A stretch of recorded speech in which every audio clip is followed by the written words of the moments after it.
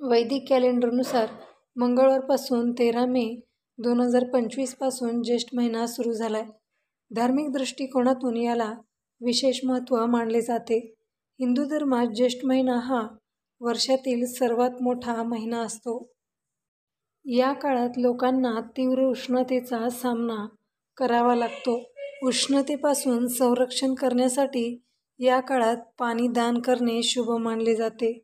ज्येष्ठ महिन्यात पूजेसोबत काही विशेष कामे केली तर सूर्यदेव, पवनदेव आणि हनुमानजी प्रसन्न होतात.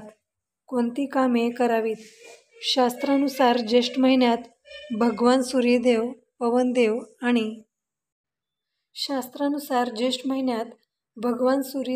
पवनदेव आणि हनुमानजीची पूजा करणे शुभ मानले जाते.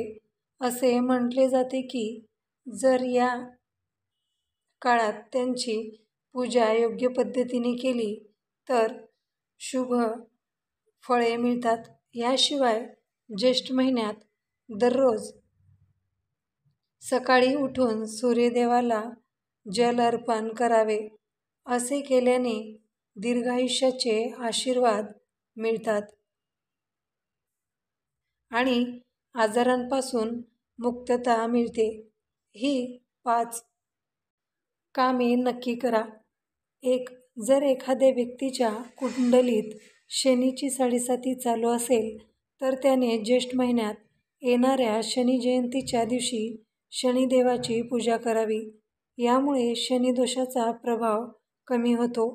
ज्येष्ठ महिन्यात हनुमानजीच्या पूजेला विशेष महत्त्व मानले जाते. या महिन्यात हनुमानजी पहिल्यांदाच त्यांचे भगवान श्रीरामांना भेटले होते. या महिन्यातील प्रत्येक मंगळवारी मोठा मंगळ म्हणतात. 2. ज्येष्ठ महिन्यात तीव्र उष्णता असते, म्हणूनच कडक उन्हापासून दूर राहण्याचा सल्ला दिला जातो.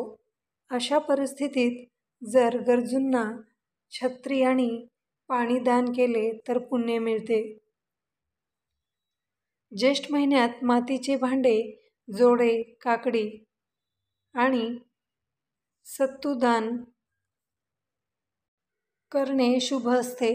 कारण या महिन्यात उष्णतेमुळे शरीरातील पाण्याची पातळी कमी होऊ लागते, म्हणून शक्य तितके पाणी प्यावे.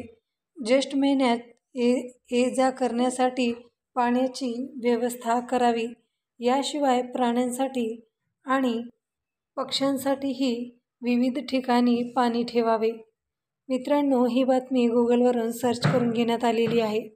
आपण जर नवीन असाल तर चॅनलला लाईक करा, शेअर करा आणि सबस्क्राईब करायला विसरू नका. धन्यवाद.